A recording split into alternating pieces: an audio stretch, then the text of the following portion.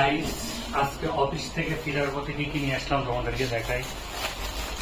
এই যে এটা কি তোমরা তো জানো, তাই না? এটা কি তোমরা জানো? আর এটা হলো এই যে এর মধ্যে আছে কাপড়, এর মধ্যে কাপড় আছে। এগুলো হচ্ছে অফিসে যে কাপড় চোপড়, এগুলো হচ্ছে তেমন স্পেশাল কোনো কিছু না। যেগুলো কয়েকদিন আগে যে দেখেছো না, যে ধুইলাম, ধুয়ে আয়রন করতে গেছি, এইটা স্পেশাল। এটা তোমাদের জন্য নিয়ে এসেছি।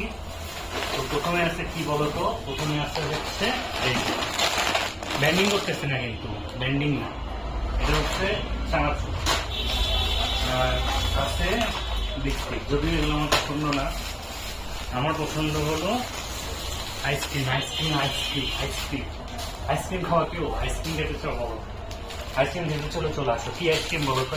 অনেকগুলো আইসক্রিম।